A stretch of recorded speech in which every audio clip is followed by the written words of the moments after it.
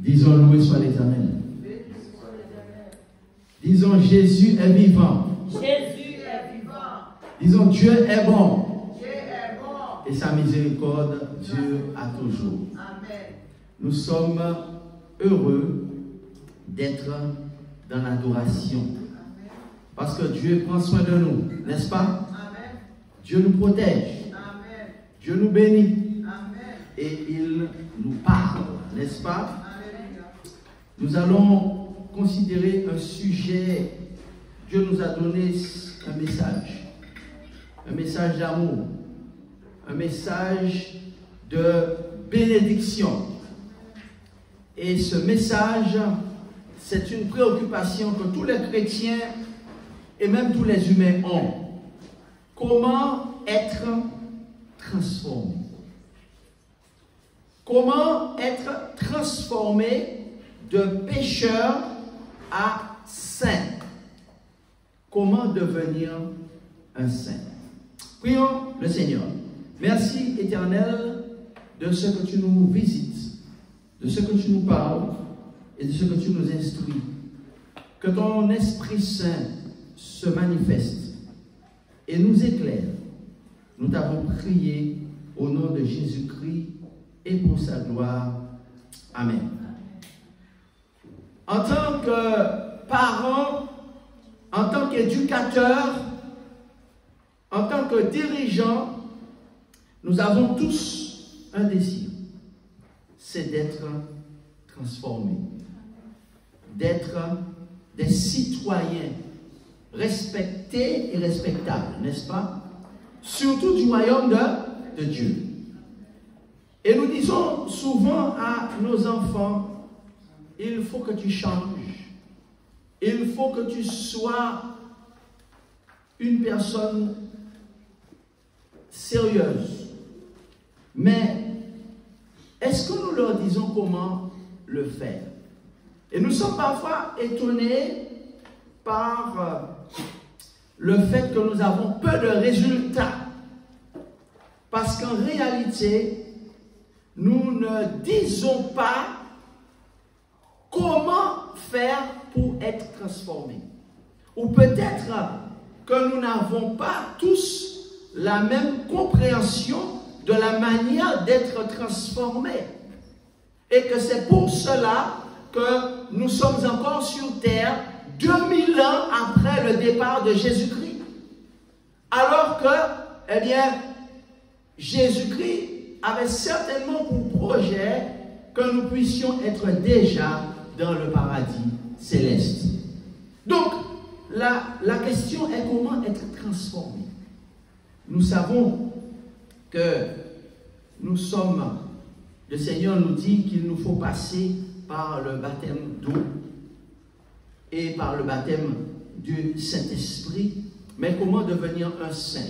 De tous les mots employés dans la Bible pour décrire Dieu, le mot saint est celui qui parle le plus de sa divinité.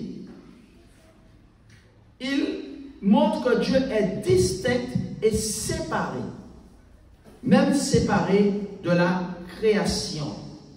Puisque Dieu est saint, lisons ensemble dans le psaume 24 à la page 568 de la version Louis II, psaume 24. Nous allons lire cette déclaration. Puisque Dieu est saint, nous avons la joie de connaître son amour et nous voulons savoir comment vivre, comment se présenter en sa présence, comment être en sa présence. Alors nous lisons dans Psaume 24 à partir du verset 3. Qui pourra monter à la montagne de l'Éternel? Qui s'élèvera jusqu'à son lieu saint? La parole de Dieu est inspirée. Et la parole de Dieu déclare que nous voulons monter sur la montagne de l'Éternel. Ça veut dire que nous voulons le rencontrer, nous voulons vivre en sa présence, mais la question qui se pose en ce matin, c'est qui est-ce qui pourra le faire? Qui pourra s'élever jusqu'à sa sainteté ou jusqu'à son saint lieu? Lisons la réponse de la Bible inspirée de la parole de Dieu. Psaume 24, verset 4. Celui-là seul qui a les mains innocentes et le cœur pur. La parole de Dieu nous dit, dans la suite, celui qui ne livre pas son âme au mensonge et qui ne jure pas pour tromper.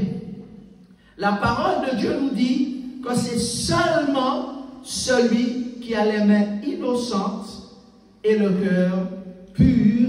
Donc ici, il fait référence à la sainteté, celui qui accepte de devenir un saint. Je dis gloire à Dieu pour cela. Celui-là seul pourra monter sur la montagne de l'Éternel et pourra s'élever jusqu'à son saint lieu. Je dis amen à cela. Donc on comprend maintenant l'importance pour les êtres humains qui veulent monter sur la montagne de l'Éternel, c'est-à-dire qui ont un rendez-vous avec, qui veulent adorer Dieu tous les jours et qui veulent s'élever jusqu'à son saint lieu. La parole de Dieu dit que c'est seulement ceux qui sont des saints qui peuvent s'élever sur la montagne de l'Éternel. Et je dis gloire à Dieu pour cela. Donc, ce psaume, comme toute la Bible, toute la parole de Dieu, est un appel à la sainteté. C'est un appel de Dieu à la sainteté. C'est pourquoi Dieu avait dit au peuple d'Israël que je vais faire de vous des saints. Ça veut dire que je vais vous séparer des nations. C'est pourquoi Dieu avait dit au peuple d'Israël dans le livre du Lévitique, n'est-ce pas, que je vais vous faire de vous un royaume de sacrificateurs. Dans plusieurs livres de l'Ancien Testament, Dieu a dit, je vais faire de vous un royaume de sacrificateurs. Vous ne serez pas seulement des saints, mais vous allez être également un royaume. Ça veut dire que vous ferez partie de mon royaume et vous allez être des prêtres, c'est-à-dire que vous allez enseigner à toutes les nations comment faire pour venir jusqu'à moi. Quel est le rôle du prêtre? Quel est le rôle du sacrificateur? C'est de pouvoir intercéder ou être celui qui va aider les autres à venir dans la présence de Dieu. Je dis amen à cela. Le rôle du peuple de Dieu, ce n'est pas seulement d'être saint, mais c'est aussi d'amener les autres nations qui ne connaissent pas Dieu à devenir des saints, c'est-à-dire à être des sacrificateurs. Et je dis gloire à Dieu pour cela. Donc c'est pourquoi, chers amis, les sacrificateurs, quel était leur rôle? Lisons dans Lévitique chapitre 10 et le verset 10. Lévitique, Genèse, Exode, Lévitique chapitre 10 et le verset 10.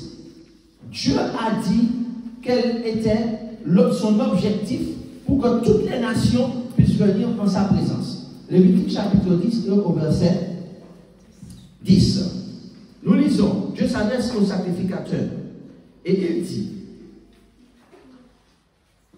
au verset 9, l'Éternel parla à Aaron et il dit, tu ne boiras ni vin, ni boisson, ni ivrogne, toi et tes fils avec toi, lorsque vous entrez dans la tente d'assignation, de peur que vous ne mouriez, ce sera une loi perpétuelle parmi vos descendants.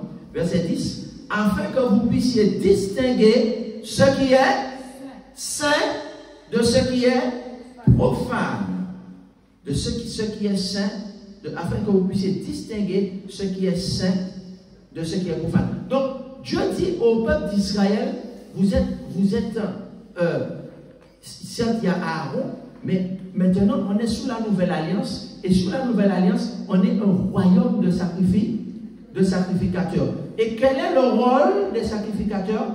C'est de pouvoir distinguer, faire la distinction entre ce qui est saint et ce qui est profane. Maintenant, Dieu dit par la bouche du prophète Ézéchiel, dans Ézéchiel 44 au verset 23, que ne pas maintenir cette distinction et traiter quelque chose de saint comme étant profane, c'est souiller la chose sainte et c'est souiller le nom de Dieu. N'est-ce pas? Donc, par conséquent, comment pouvons-nous opérer cette transformation?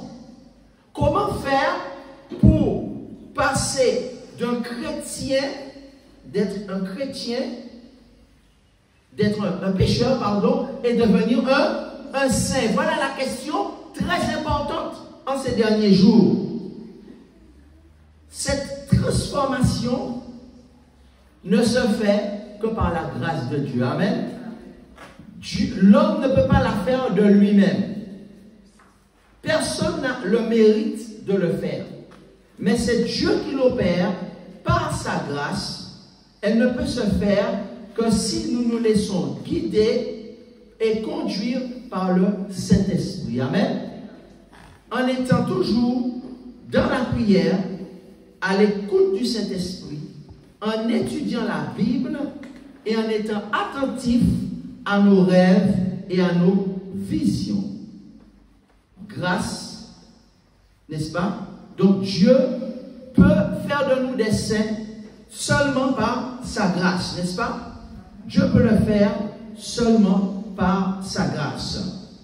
Alors, comment est-ce que Dieu va nous transformer, faire de nous des pécheurs, va nous faire devenir des saints?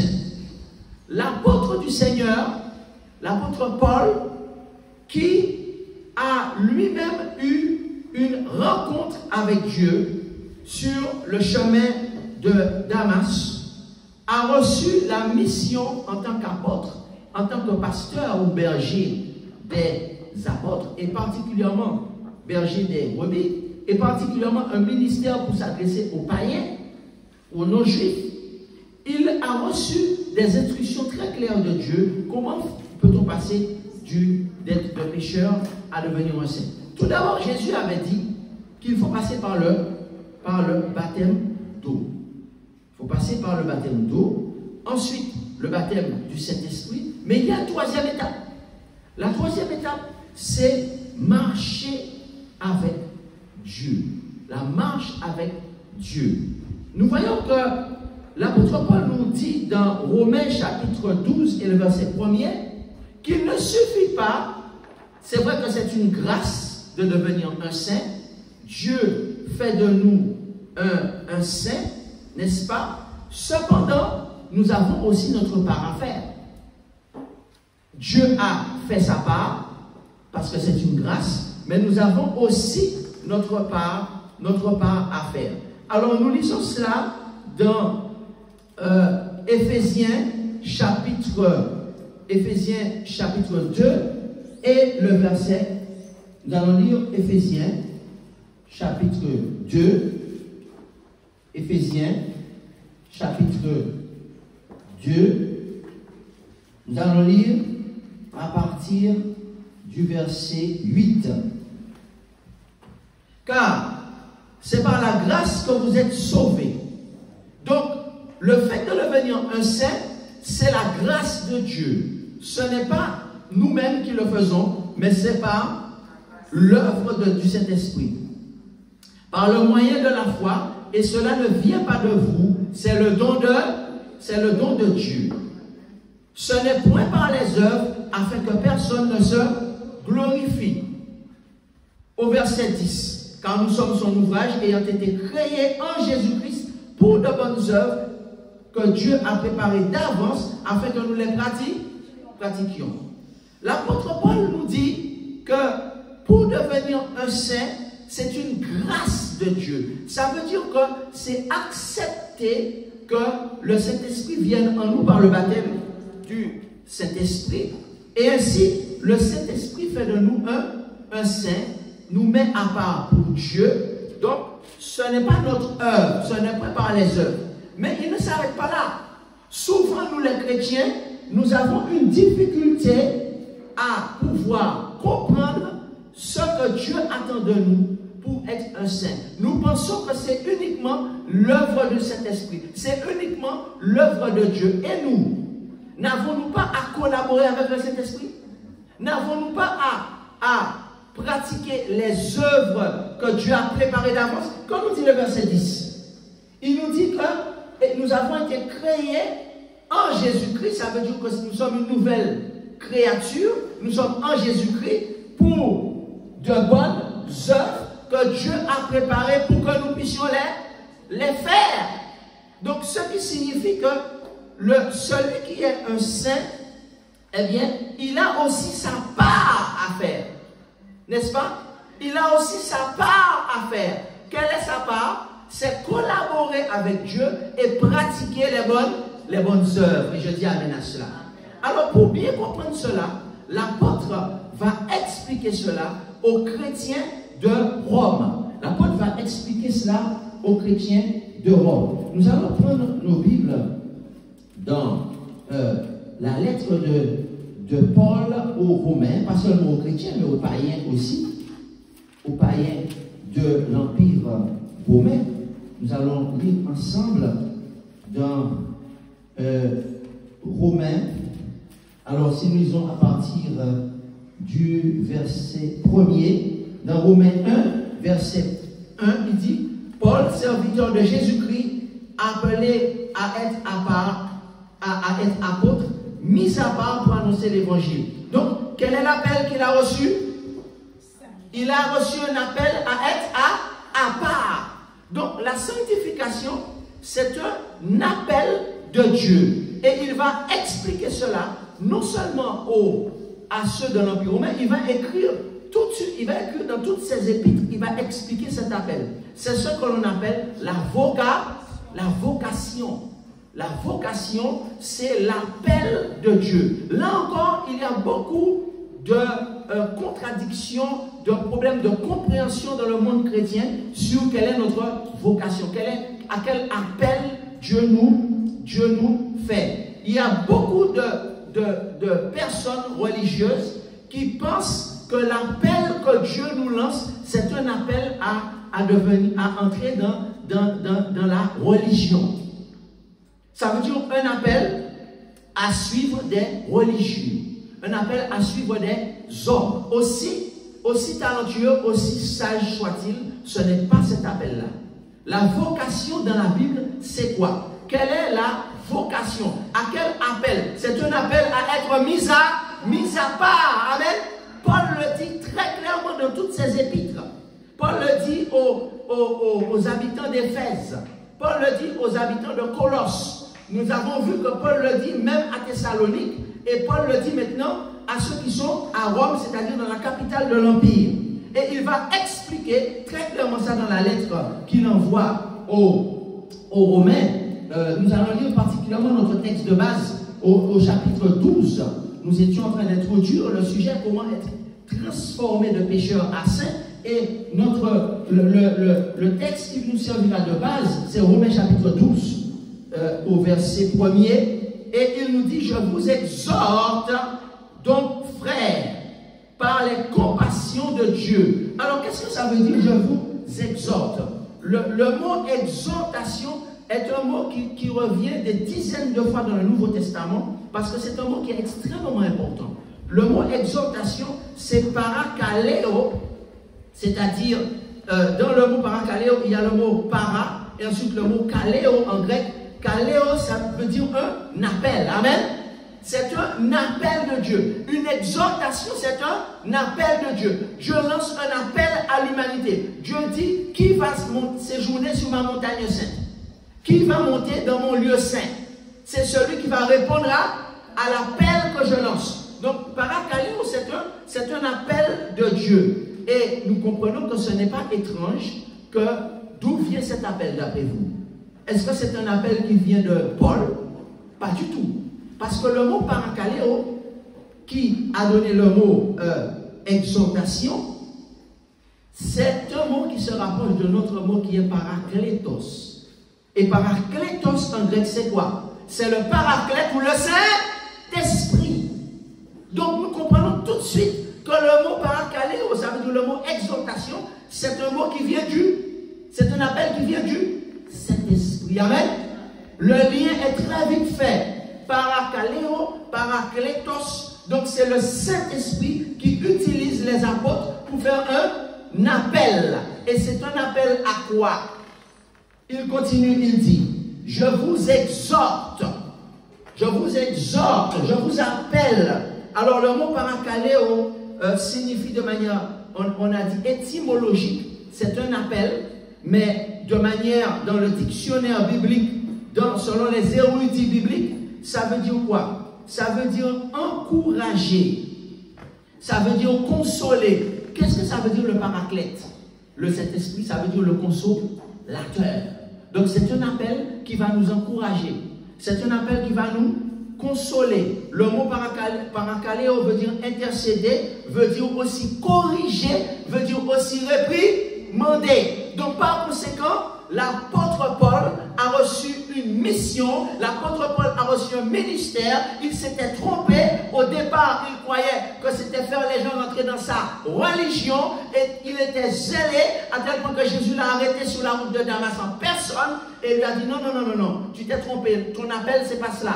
Ton appel, c'est un appel à appeler les hommes à être mis à part et à devenir des saints. Amen. Et ainsi, il lui a dit, eh bien, ton appel, c'est à exhorter. Maintenant, nous sommes conscients, chers amis, que l'exhortation, il y a des choses à dire. Il y a comme on a dit, des encouragements, aussi des corrections, des réprimandes à apporter. Mais il y a aussi des promesses. Il y a des récompenses pour celui qui accepte l'exhortation. Amen. Nous allons voir dans le texte que Dieu dit qu'il y a d'abondantes bénédictions, il y a d'abondantes récompenses pour celui qui accepte l'exhortation. Amen. Pour celui qui accepte l'appel, parakaleo. Mais nous savons très bien, chers amis, que celui qui a le ministère de l'exhortation, eh bien, ce n'est pas facile pour lui. Puisque nous voyons au verset Romains 12, si nous voyons au verset 7, que celui qui est appelé au ministère s'attache à son ministère, que celui qui enseigne s'attache à son enseignement, Romains 12, verset 8, et que celui qui exhorte à l'exhortation. Pourquoi est-ce qu'il encourage à s'attacher à l'exhortation? Parce que Paul sait très bien que même si c'est le Saint-Esprit qui l'utilise pour exhorter, cette exhortation-là est souvent mal acceptée par beaucoup, n'est-ce pas? Comment les Romains, comment les habitants, les païens, même les Juifs à l'époque de Paul, c'est-à-dire à 2000 ans, ont accueilli l'exhortation de Paul. Nous savons bien que la Bible dit que Paul a été battu avec des bâtons, Paul a été calomnié, Paul a été incompris, même au sein même de sa dénomination. Nous savons que Paul a été jeté en prison et à la fin, qu'est-ce qui s'est passé? Il est devenu un martyr, il a été exécuté.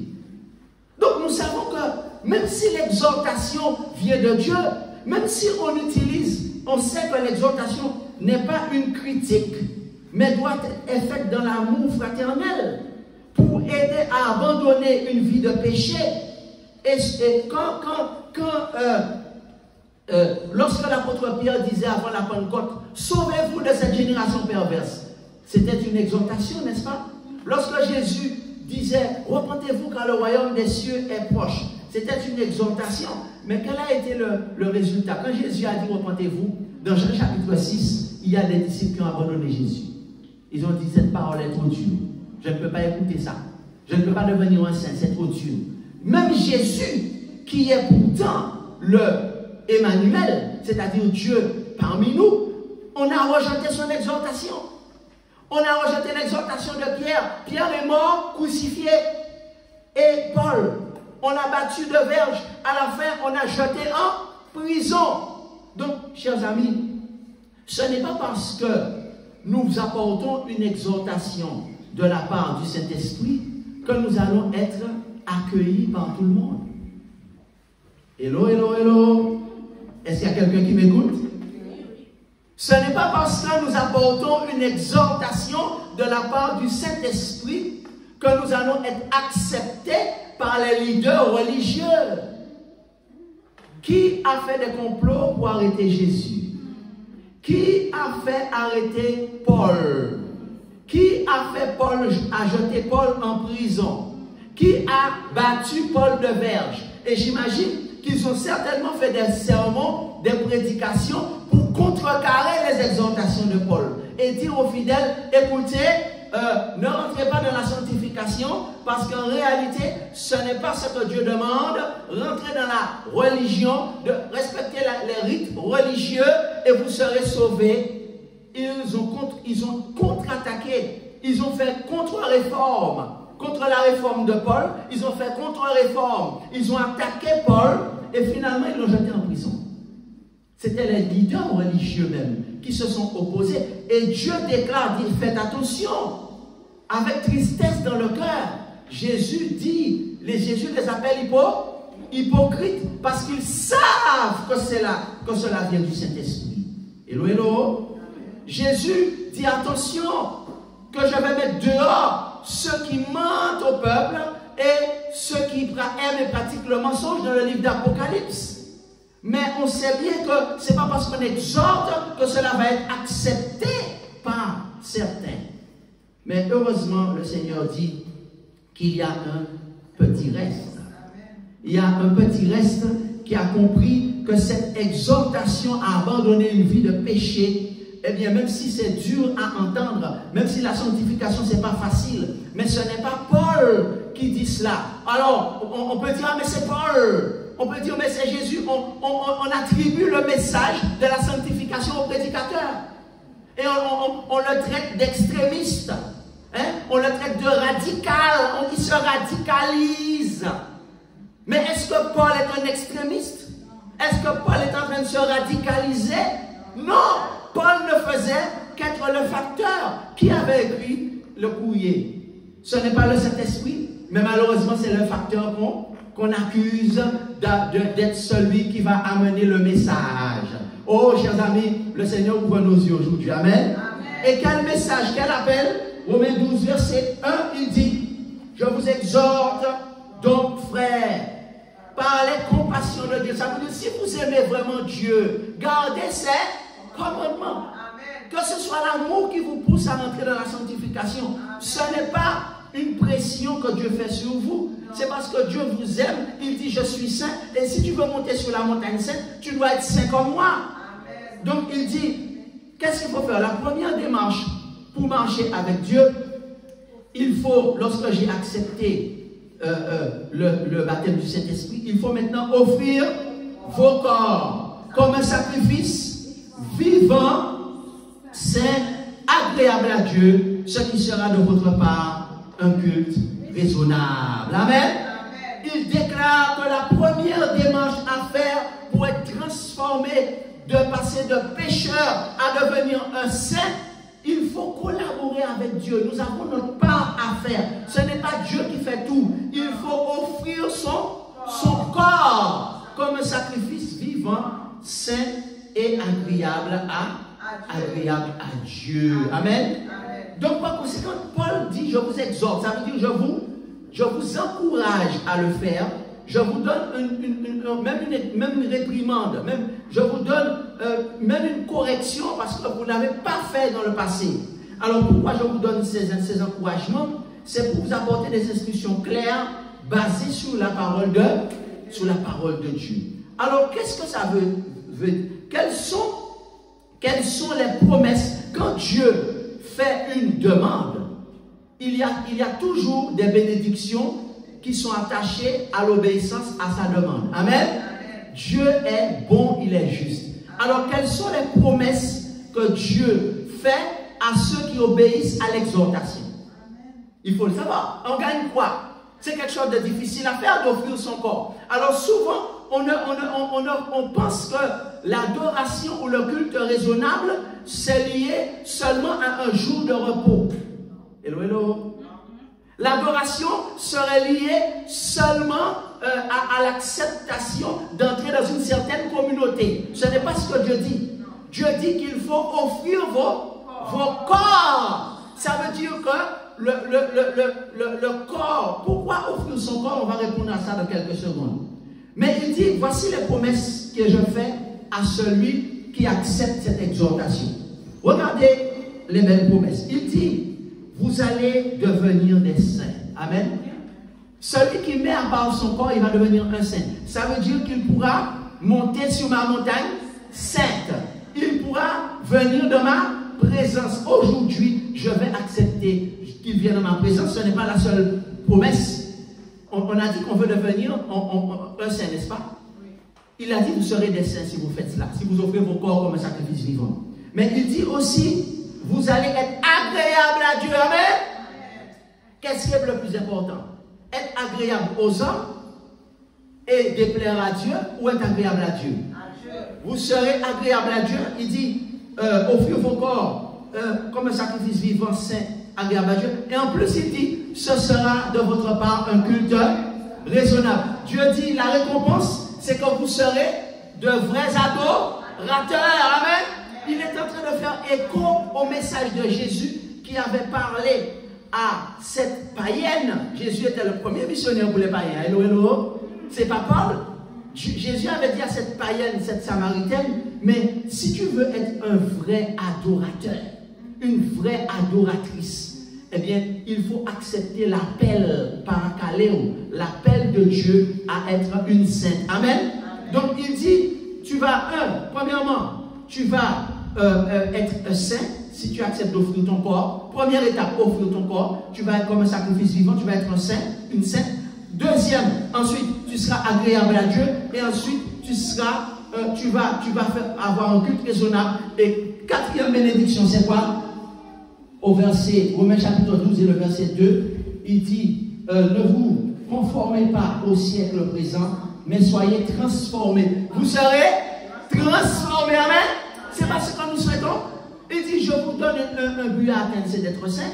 Mais pour pouvoir le faire, il faut offrir vos corps comme un sacrifice vivant. Si vous acceptez de le faire, vous serez transformés. Amen. Ce n'est pas la transformation que nous cherchons. Amen. Ce n'est pas le fait de passer d'être pécheur à devenir une sainte. Pécheur à devenir avoir les mains pures, comme dit Psaume 24. C'est ce que nous cherchons, n'est-ce pas? Il dit, vous serez transformés si vous acceptez cet appel. Alors, la question logique, évidente, et qui divise dans le monde chrétien, même dans le monde intellectuel chrétien, dans le monde théologique chrétien, la question qui nous préoccupe, mais pourquoi offrir son corps? On ne comprend pas. Et on s'attaque parfois à l'apôtre, au pasteur qui amène simplement l'exhortation. Comme si ça venait de lui.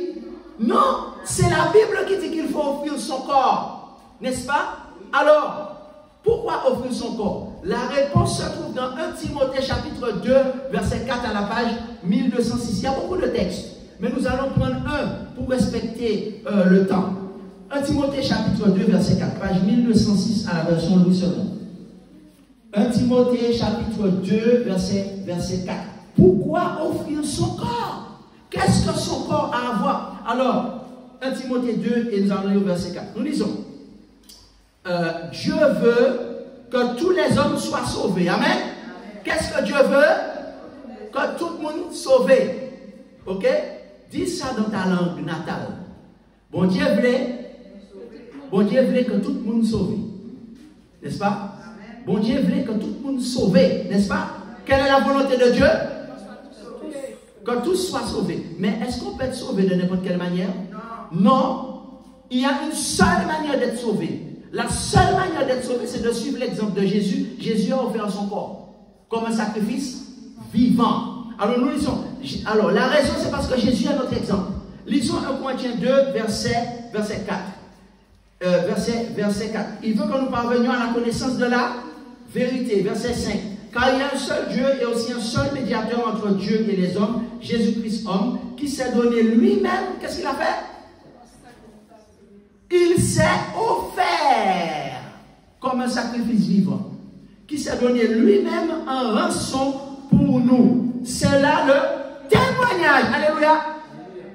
C'est là le témoignage qu'il a donné en son propre temps. Chers amis, il a raison. Le Christ est venu nous donner un exemple. Il a offert son corps comme un sacrifice vivant. Jésus avait-il fait quelque chose de mal? Il n'avait rien fait de mal. Mais il s'est offert un sacrifice volontaire. Tout l'Ancien Testament est rempli avec des injonctions de sacrifice. Il y a plusieurs types de sacrifices.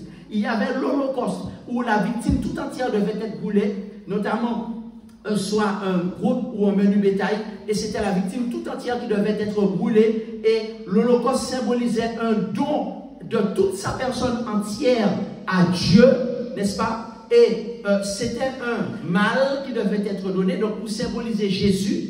Donc c'était un animal mâle et sans défaut corporel. C'est un détail important. La sanctification, ça veut dire l'éradication du péché dans la vie de l'homme. Amen. Donc par conséquent, la notion de sacrifice est une notion qui est très répandue dans dans les anciennes civilisations et notamment dans le peuple de Dieu. Donc Jésus tous les sacrifices de l'ancienne alliance étaient simplement une référence au sacrifice que Jésus a fait sur la croix du Calvaire, où il s'est offert lui-même pour pouvoir, offrir son corps, eh bien, pour pouvoir montrer que lorsque on accepte l'appel à devenir un saint, eh bien, on doit offrir nos corps à Dieu, c'est-à-dire, on doit accepter que Dieu puisse transformer complètement notre nature et que nous devenions une nouvelle créature. Amen. Voilà pourquoi offrir notre corps. Et Paul dit dans Timothée 2 que c'est là le témoignage rendu en son temps. Donc, Jésus a rendu un témoignage, n'est-ce pas? Ne dit-on pas que les saints dans l'Apocalypse, ce sont ceux qui gardent les commandements de Dieu et qui ont le témoignage de Jésus? Apocalypse chapitre 14. Donc, ils ont le même témoignage que Jésus, ils offrent leur corps. Mais est-ce qu'on a compris ce que ça veut dire offrir son corps? Alors, mon corps m'appartient, n'est-ce pas? C'est ce que dit la Bible. Alors, lisons 2 Corinthiens, chapitre 1 Corinthiens, chapitre 6. 1 Corinthiens, chapitre 6. À qui appartient mon corps? 1 Corinthiens, chapitre 6, et le verset 11, page 1155, à la version du second. 1 Corinthiens, chapitre 6, et le verset 11. La parole de Dieu nous dit à quel moment est-ce que nous devenons un saint? Lorsque nous avons accepté d'offrir notre corps comme un sacrifice vivant, ça veut dire au moment du baptême, Dieu va nous donner la sanctification imputée. Amen. Imputée, ça veut dire la sanctification de Dieu, de Jésus sur la croix, il va nous la créditer, n'est-ce pas? Ok? Alors nous lisons cela. 1 Corinthiens chapitre 6 et le verset 11. Et c'est là ce que vous étiez, quelques-uns de vous, mais vous avez été lavés, vous avez été sanctifiés. Amen. Il y a beaucoup de malentendus sur la sanctification. Parce que beaucoup n'ont pas compris. Il faut vraiment prier, demander à l'Esprit Saint, parce que ce sont des choses qui sont divines et il n'y a que l'Esprit Saint qui peut nous révéler ces choses, selon la Bible. Il y a beaucoup de compréhension parce qu'on sait bien que la sanctification implique bien sûr la marche avec Dieu, c'est-à-dire quelque chose de progressif où nous avons où nous allons acquérir chaque aspect du fruit de l'esprit, les 9 aspects du fruit de l'esprit, au fur et à mesure que nous avançons dans notre vie chrétienne. Ça, on le sait. Mais très peu prêchent et expliquent tel que l'apôtre Paul le dit. C'est son rôle, l'apôtre Paul, de le dire. C'est son rôle de l'enseigner à l'église. Puisqu'il a reçu cet appel de Dieu sur le chemin de Damas. À quel moment? Depuis son enfance, il avait reçu cet appel de Dieu. Mais Dieu l'a changé de religieux, il est devenu un saint à partir du chemin de Damas. Et il dit, vous avez été sanctifiés. Chers amis, beaucoup pensent que la sanctification est un processus futur. Oui, mais on oublie que la sanctification est aussi un état ou un processus passé, le fait d'être sanctifié. Alors il dit, vous avez été sanctifiés. On est obligé d'aller dans la langue originale, le grec biblique, pour comprendre ce que Paul est en train de dire. Paul utilise un temps qui s'appelle l'aoriste indicatif, à la voix passive. Alors quand on cherche dans ce que disent les érudits bibliques, les linguistes bibliques, les spécialistes de la langue du Nouveau Testament, écoutez ce qu'ils disent. L'aoriste indicatif à la voix passive, le temps aoriste se réfère à une action réalisée dans le passé. Amen. Qu'est-ce que les spécialistes des langues bibliques disent? Le temps aoriste se réfère à une action réalisée dans le passé. Et celui qui est dans cette action, n'est-ce pas, il est l'objet de cette action et non pas le sujet de l'action. Voilà ce que disent les spécialistes. Ça veut dire que la sanctification, c'est Dieu qui l'a fait dans notre vie et il l'a déjà fait dans le passé lorsque nous avons accepté la mort de Jésus sur la croix par le baptême. Amen. Donc on peut dire qu'on est sanctifié. Ce n'est pas de l'orgueil spirituel. Ce n'est pas se frapper la poitrine lorsqu'on dit qu'on a été sanctifié. Amen. Ça veut dire qu'on n'a pas lu 1 Corinthiens 6, verset 11. N'est-ce pas?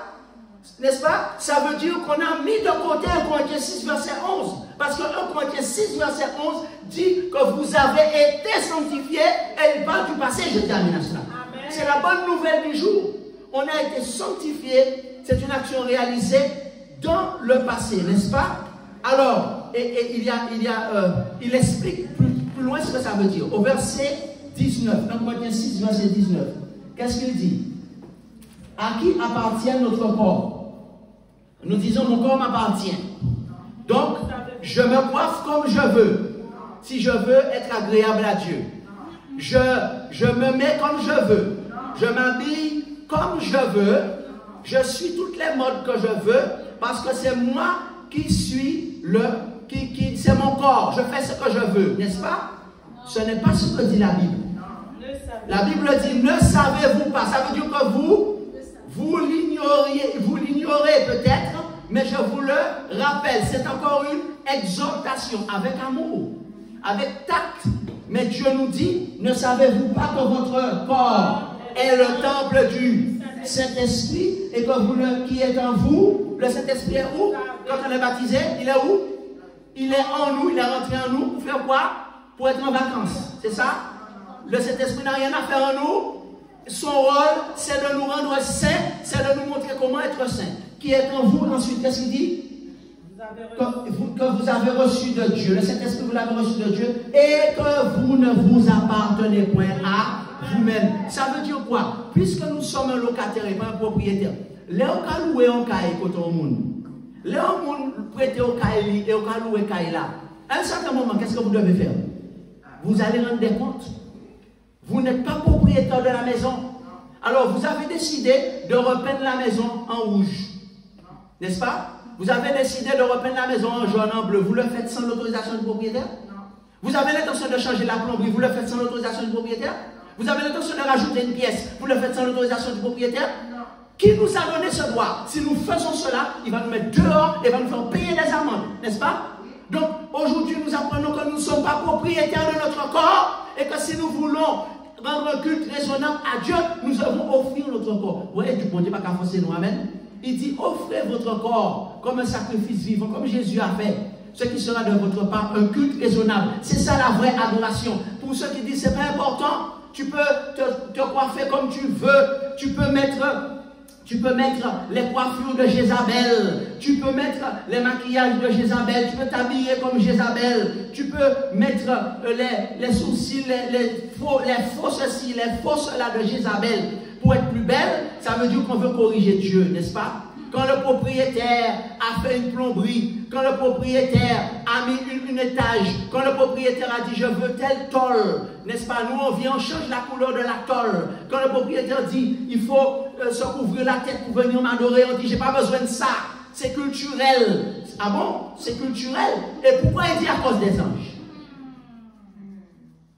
Et là, pourquoi il dit à cause des anges? Quel rôle, quelle relation les anges ont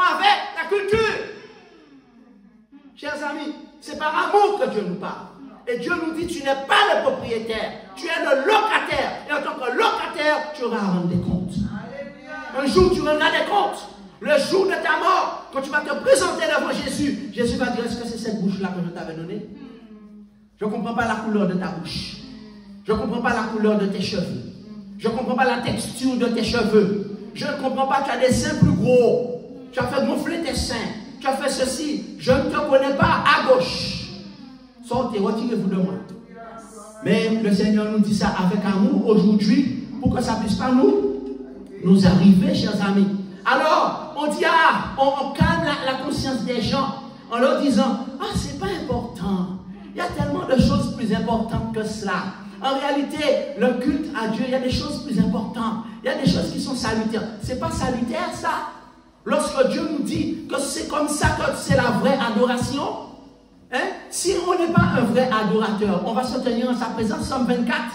Que dit Psaume 24, chers amis? Ensuite, il continue. Il dit, car vous avez été rachetés à un grand prix. 1 Corinthiens 7, verset 20. Non seulement Dieu nous a créés, mais en plus il nous a rachetés. À quel prix? Au prix du sang. Glorifiez Dieu dans votre corps. Donnez gloire à Dieu dans votre corps et dans votre esprit qui appartiennent aux pasteurs, qui appartiennent aux anciens, qui appartiennent à ton mari. Certains disent, oui, mais c'est ton mari qui a l'autorité. Et si ton mari est d'accord, le pasteur n'a qu'à fermer sa bouche. Ah bon, ton corps appartient à ton mari? Eh bien, quand tu vas mourir, fais ton mari te ressusciter. Fais mari ressusciter. Hein? Quand tu es malade, fais ton mari te guérir. Puisque c'est lui le propriétaire de ton corps. N'est-ce pas? Il n'y a pas une autorité au-dessus de ton mari. Cette autorité, ce n'est pas Dieu. Donc celui qui est le chef de la femme, ce n'est pas l'homme, mais c'est Dieu. Parce que l'homme, c'est un sous-chef. Et si l'homme ne respecte pas l'autorité de Dieu, Dieu lui enlève l'autorité de chef. Chers amis, en réalité, c'est une exhortation avec amour. Ce n'est pas une critique pour nous blesser. Ce n'est pas une critique pour nous faire mal. Ce n'est pas mon but. Parce que nous sommes, nous aussi, en train de lutter pour pouvoir plaire à Dieu. Nous ne sommes pas meilleurs que vous, mais nous devons respecter la parole de Dieu. Amen. Nous devons respecter le ministère que Dieu nous a donné. Amen. Et Dieu appelle menteurs ceux qui vont contre la parole de Dieu, et je ne peux pas être un menteur. Amen. Amen. Ainsi, chers amis, pourquoi est-ce que nous devons offrir notre corps? Lisons ensemble à la page 1196, dans Colossiens 3, verset 5. Colossiens chapitre 3 et le verset 5. Lisons ensemble pourquoi nous devons offrir notre corps. Colossiens chapitre 3 et le verset 5. Il dit, faites mourir sur des membres sur la terre, l'impudicité, l'impureté. Qu'est-ce que ça veut dire? L'impudicité, habiller n'importe comment. Il dit, les passions, les mauvais désirs. Tout ça, c'est de l'idolâtrie. Il dit, attention, ça c'est de l'idolâtrie. Il dit, ne vous conformez pas au siècle présent. Parce que dans le siècle présent, qu'est-ce qu'il y a? Eh bien, c'est de l'idolâtrie. N'est-ce pas? On idolâtre des gens et on veut leur ressembler. On idolâtre des stars qui s'habillent d'une certaine manière, qui se coiffent d'une certaine manière. Il dit ça, fuyez l'idolâtrie. Ensuite, au verset Colossiens chapitre 3, il dit, c'est à cause de ces choses que quoi? La colère de Dieu vient sur les fils qui appellent comment? De la rébellion. Il dit que la colère de Dieu va venir sur eux. Et il continue. Parmi lesquels vous marchiez autrefois. Il dit autrefois vous marchiez selon quoi? Selon ces péchés. Mais maintenant, renoncez à toutes ces choses. Renoncez à tout cela. Au verset 9. Ne mentez pas. Qu'est-ce qu'il dit? Pas mentir, pas dire moun, ça pas important. Ne mentez pas les uns aux autres, mais soyez dépouillés du vieil homme, ayant revêtu l'homme nouveau. Qu'est-ce que ça veut dire? Qu'est-ce qu'il dit? Ayant revêtu l'homme nouveau. Alors, lisons ensemble au niveau. Alors, ça veut dire retrouver l'image que Dieu nous a donnée. Mais c'est surtout le verset 3, verset 1. Colossiens 3. Si donc vous êtes ressuscité avec Christ, cherchez les choses d'en haut. Cherchez quoi? Les choses d'en haut. Et ensuite, il dit, affectionnez-vous des choses d'en haut et non à celles qui sont sous la terre. Il dit pas placer affection dans la ça. Ou dans bagaille ça yo. Il dit quoi encore au verset 4, 3, car vous êtes morts et votre vie est cachée avec le sang de Dieu. Donc qu'est-ce que ça veut dire quand Paul dit vous avez été sanctifiés? C'est une action passée. Ça veut dire, c'est ce que l'on appelle la mort au péché, que Paul explique très bien dans le livre de Romains au chapitre 6 et au chapitre 6 et au verset 2. Romains 6, nous allons lire Romains chapitre 6 et le verset 2. Il dit que nous sommes morts au péché. Romains 6, verset 2. Il dit, que dit-on donc, verset 1? Est-ce que nous allons rester dans le péché? Parce que nous sommes dans la grâce. Loin de là, nous sommes morts au péché. N'est-ce pas? Donc, qu'est-ce que ça veut dire? Nous sommes morts au péché. Et crucifiés avec Christ, au verset 6. Donc, ça veut dire que lorsque on devient un saint, on est mort. Et la question logique, au monde qui est mort, il a fait ça, il voulait. Est-ce que vous avez déjà vu quelqu'un d'autre qui est mort, qui se lève et qui va tuer des gens? Qui fait n'importe quoi? Non. Parce que quand on est mort, on n'est plus maître de soi-même. Quelqu'un d'autre est maître de nous. Une autre personne nous habille, une autre personne nous enterre, une autre personne s'occupe de nous. Donc, lorsqu'on est sanctifié, c'est quand on est mort au péché et on est ressuscité comme une vie nouvelle. Et c'est pourquoi il dit au verset suivant, ne vous conformez pas au siècle présent. Donc, qu'est-ce que ça veut dire se conformer? Ça veut dire que le siècle présent te dit ton corps t'appartient. Et que tu n'es pas assez belle. D'accord? Et il faut changer la texture de tes cheveux. Tu n'es pas assez belle.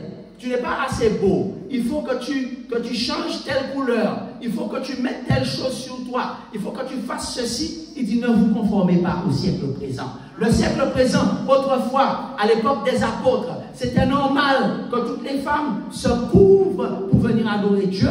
Et ça a été normal pendant des siècles. Mais depuis une certaine période où on a soi-disant libéré des gens qui sont encore plus emprisonnés parfois, eh bien, c'est plus important. Il ne faut plus se couvrir la tête, n'est-ce pas? Alors, ça c'est le siècle présent. Il dit, pas en créole, pas lisez en créole entier ou en créole haïtien.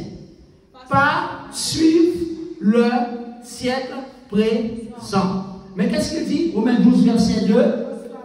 Mais soyez transformés par le renouvellement de votre intelligence. Qu'est-ce que ça veut dire? Soyez transformés par le renouvellement. Éphésiens 1, verset 7. Lisons ensemble Éphésiens 1, verset 7. Qu'est-ce que ça veut dire être transformé par le renouvellement de notre intelligence? Alors tout d'abord, c'est la repentance métanoéo, ça veut dire en grec un changement de mentalité. Maintenant, nous devons changer de mentalité. Si nous voulons être saints, nous devons abandonner la mentalité pécheur. Amen. Nous devons abandonner la mentalité monde là pour nous prendre une nouvelle mentalité, la mentalité d'un prince et d'une princesse du royaume. Amen. Prince et princesse du royaume ou de saint. Alors, lisons ensemble Éphésiens 1, verset 7. Qu'est-ce que ça veut dire renouvellement de l'intelligence? Éphésiens 1, verset 7. Nous lisons ceci. En Jésus, nous avons la rédemption par son sang. Donc Jésus, nous sommes sauvés par son sacrifice. Et au verset 8, il dit la rémission des péchés, n'est-ce pas, selon la richesse de sa grâce. Verset 8, que Dieu a répandu abondamment sur nous par toute espèce de sagesse et toute espèce d'intelligence. Amen. La Bible dit que le renouvellement de l'intelligence, c'est Dieu va changer. Il y a plusieurs formes d'intelligence. Pourquoi la Bible dit qu'il y a toute espèce d'intelligence? Chers amis, pendant longtemps, les êtres humains ont cru que l'intelligence ou la compréhension des choses importantes, il y avait une seule forme d'intelligence. Mais en réalité, ça fait longtemps que la Bible a dit dans Éphésiens verset 8 qu'il y a plusieurs formes d'intelligence.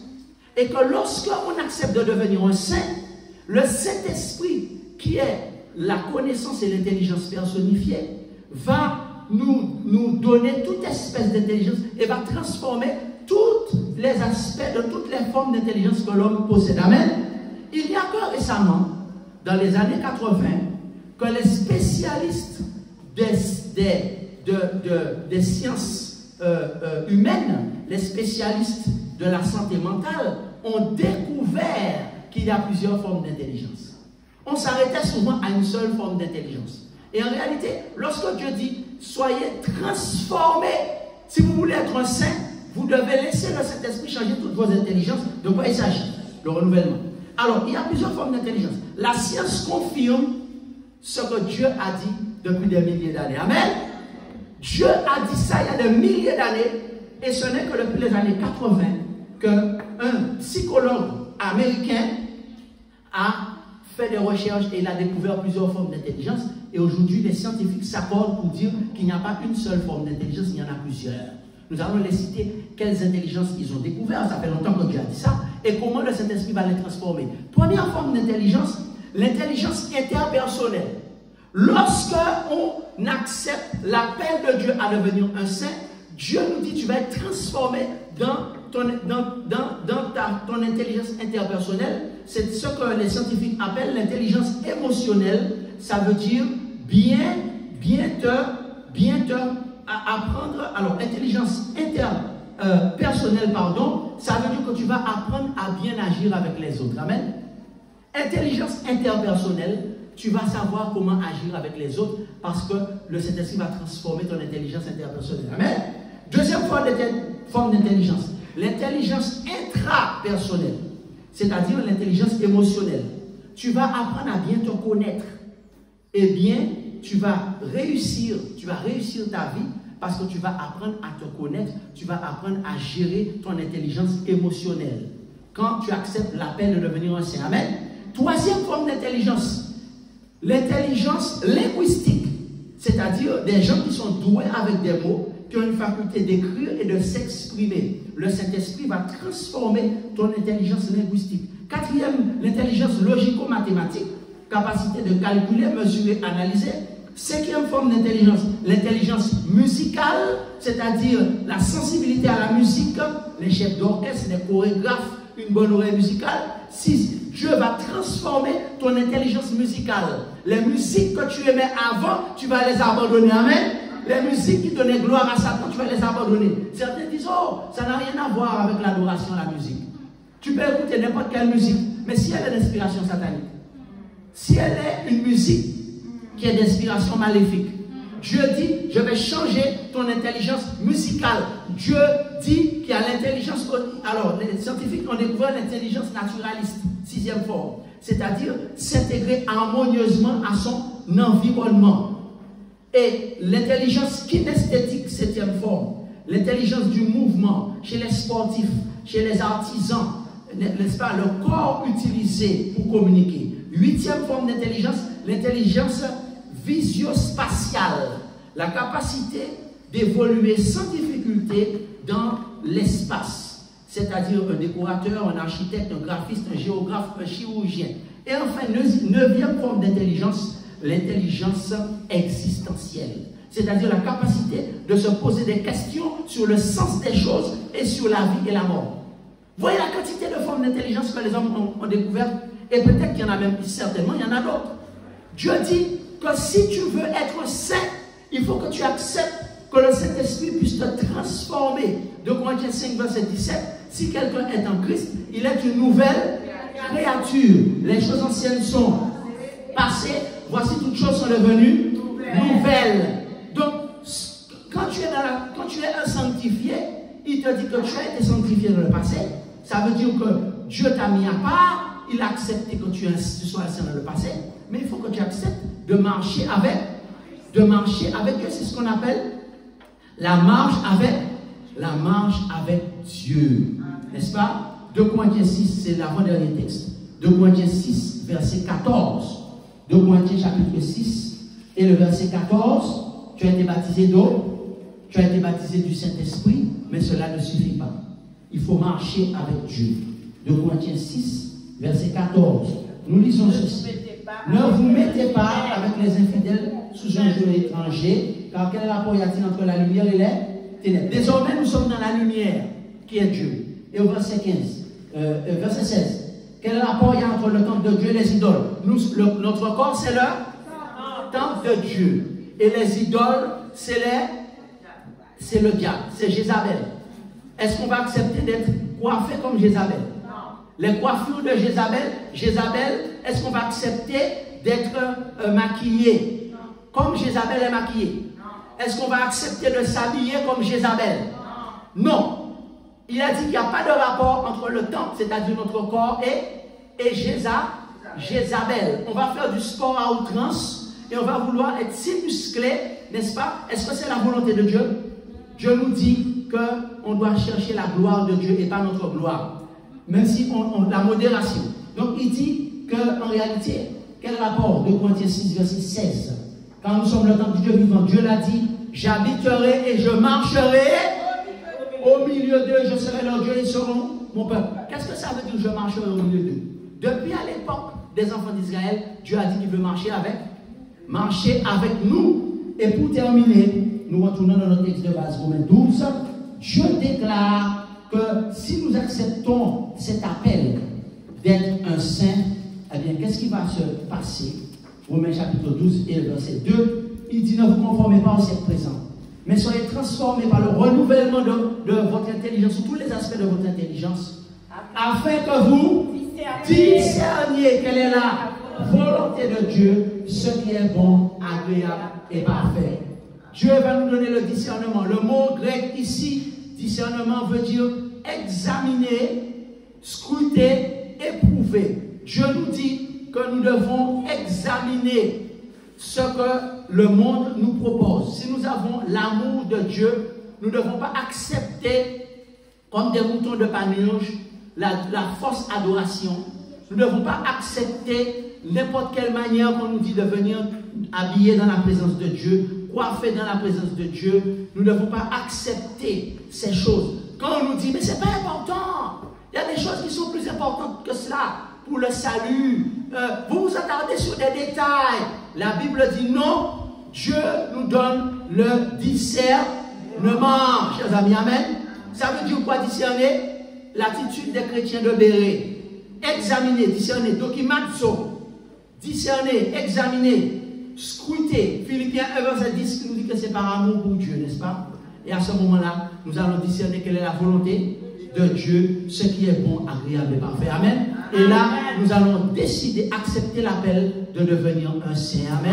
Y a-t-il quelqu'un qui veut dire en ce matin, je veux accepter cet appel à offrir mon corps à Dieu comme un sacrifice et être transformé par le renouvellement? Si c'est ton désir, nous allons chanter ensemble ce chant qui dit, j'ai suivi Jésus dans la plaine, il guérissait tous les maux, il brisait du péché, il brisait du péché la chair, et soulageait tous les fardeaux, il m'est doux de suivre sa grâce en tout lieu,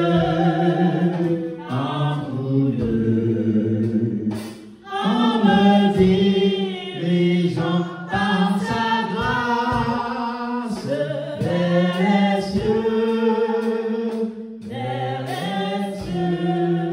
Inclinons la tête. Merci Seigneur de nous avoir montré comment passer d'un état de pécheur à un état de saint.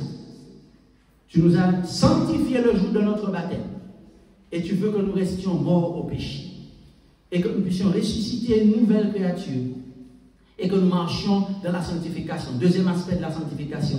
C'est-à-dire que nous progressions en acquérant chaque aspect du fruit de l'esprit. Donc, et que nous puissions ainsi t'offrir un culte agréable à Dieu. Un culte raisonnable. Beaucoup ont entendu la vérité. Oh Seigneur, que ceux qui sont sincères vont l'accepter. Nous prions pour tous ceux qui entendent ce message. Et que Dieu les bénisse tous et nous aide à pouvoir accepter l'appel de Dieu d'être non pas des religieux, mais des saints, comme Jésus, comme Paul, comme Pierre et les apôtres, afin d'être agréable à Dieu et de recevoir la couronne réservée aux vainqueurs au nom de Jésus-Christ.